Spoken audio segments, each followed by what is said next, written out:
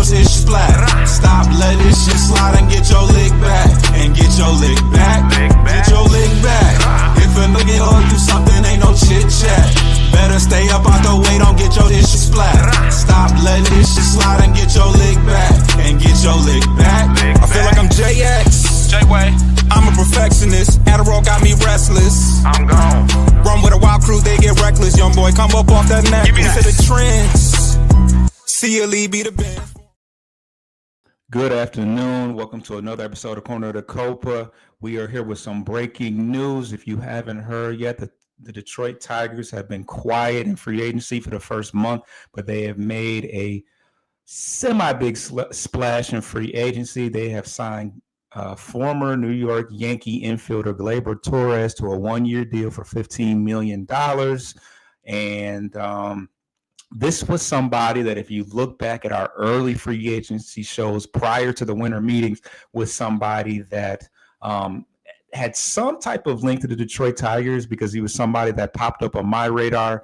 Me and Coach discussed it. The idea of possibly going to get him a little bit, but it didn't really make sense at the time, because this is a player who's played primarily second base and shortstop, which are two positions that were pretty solidified between obviously Sweeney and Baez platooning, as well as Cole Keith, who is just recently signed a extension last year. So he was pretty firmly cemented at that second base of the future position, but it appears that Gleyber Torres is going to take over that second base position, and Cole Keith, who we talked about earlier in the last few weeks, is going to be taking some ground balls at first base, and it looks like he is going to be permanently transitioning over to first base. That was something that was proposed by the fan base early on, with us having a glaring weakness at first base. Last year, it was a joint effort of Mark Canha, Spencer Torkelson when he wasn't in AAA, as well as Bly Madris for a little bit. So, and I think Gio Urshela, if I'm not mistaken. But yes, so as of right now, Gleyber Torres will be taking over at second base, and it'll be Cole Keith and Spencer Torkelson at second base at this current juncture. And so when we look at how this impacts the team, well, first and foremost, he's a guy that Gleyber Torres is a guy that can't play shortstop, so he's somebody that can be moved over to that position if the matchup, sets itself up. But most importantly, he's going to bring a powerful right-handed bat to our lineup. We have a lot of guys like Riley Green, Kerry Carpenter, Parker Meadows. We got a lot of guys that can hit from the left-handed side, but we didn't have a whole lot of power from the right-handed side. So he's going to provide some stability and power to our lineup. We'll be able to utilize him in situations where, we'll be able to put him in situations where Ibanez can play that. We all know how great he is against left-handed pitching. So he'll be able to play that first base position. Torres, who has a very strong track record against lefties, can bat second, and then you can throw Baez and Vierling out there at on the left side of the infield. So he's going to provide some stability. This is a possible short-term solution to kind of strengthen our lineup, and then beyond that, we can decide what we want to do moving forward. This is not a major commitment as far as long-term years are concerned, because it is just a one-year deal for $15 million, which is a decent going rate for a power bat. I mean, this is somebody that is a two-time All-Star. This is somebody that hit 38 home runs, albeit in Yankee Stadium, which is a hitter-friendly park. He has a history of hitting for power. He uses his launch angle to kind of poke the ball out, and hopefully that can translate into some more home runs in Comerica, as well as finding some gaps as well. But this is a guy that has been in the league for a while, but he's still only 27 years old. if I'm not mistaken. Let's check it out. Yeah, 28 years old. He just turned 28 in December 13th. So, still got some tread on the tires.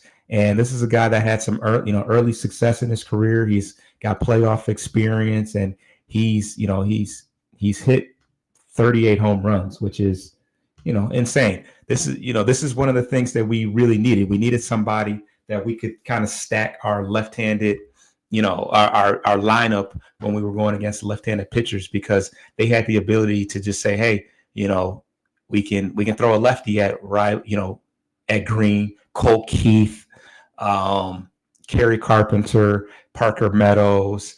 But now they can't really do that because we have another power bat. And we have somebody that we can put in the middle of our lineup and be a threat to hit the ball out of the park.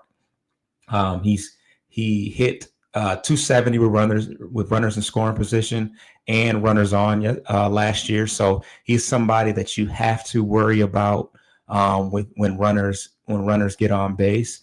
And you put him alongside guys like Riley Green, Kerry Carpenter, Parker Meadows, who's going to hit some home runs this year, Cole Keith, and you just have more balance. You don't have so much strength to one side. For the most part, you're going to see a lot more right-handed pitchers in general, which is why having a lot of lefties is imperative. But you want to be able to balance things out so that they can't bring in those specialists to handcuff our left-handed hitters. Our left-handed hitters.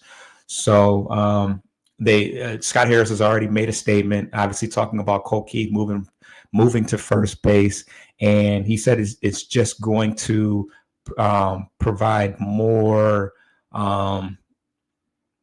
competition going into spring training.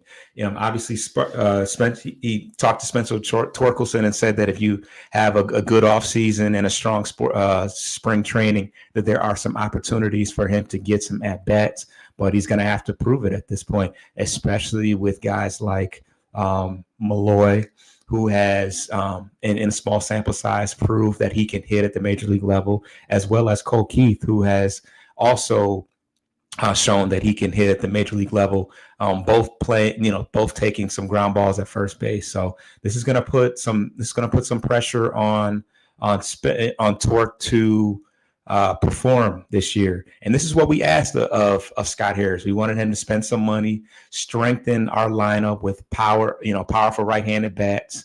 And although we, will likely be out on a Santander and a Santander, as well as a what is his name? Teoscar Hernandez, as well as a Josh Bell, who was also a first base platoon option. It still leaves the door open for us to go after Alex Bregman. I believe we still have the inside track to acquire him in free agency, along with maybe one or two other teams. So yeah, that's if we can leave free agency with Alex Cobb, Gleyber Torres, and possibly a Alex Bregman, we pretty much check all the boxes as far as acquisitions that we need to make in the free agency. We wanted Scott Harris to spend some money this offseason to strengthen our core without handcuffing and blocking our talent. And Jace Young's window to be a everyday third baseman is still wide open.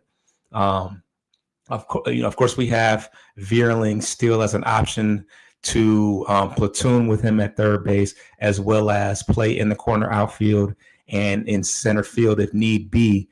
But Jace Young will still get opportunities to play now and in the future, even if Cole Keith sticks at first base and we're able to just move Jace Young over to second base after this year with Gleyber Torres. And then, obviously that will leave another hole at third base, but we can come to that. We can get to that obstacle when we get there. the third base of the future may still be Alex Bregman for the next couple of years if we can go out and get him. So I just wanted to give you guys a breaking news update on that situation. That's something that broke early in the afternoon. And stay tuned, because we are definitely going to have a in-depth conversation with Coach about the situation. You know, Coach has got some opinions about this, and we're going to get into that. Please subscribe to Bleachers to Speakers on YouTube. We are live on YouTube as we speak right now, getting the raw and uncut reaction to the signing of Gleyber Torres, the middle infielder previously with the New York Yankees. He played in the World Series just this past October, and now he is bringing that veteran experience and right-handed bat to Detroit for at least 1 year, coming up for $15 million. And also subscribe to Corner to Copa on all audio aggregators as well. I'm out.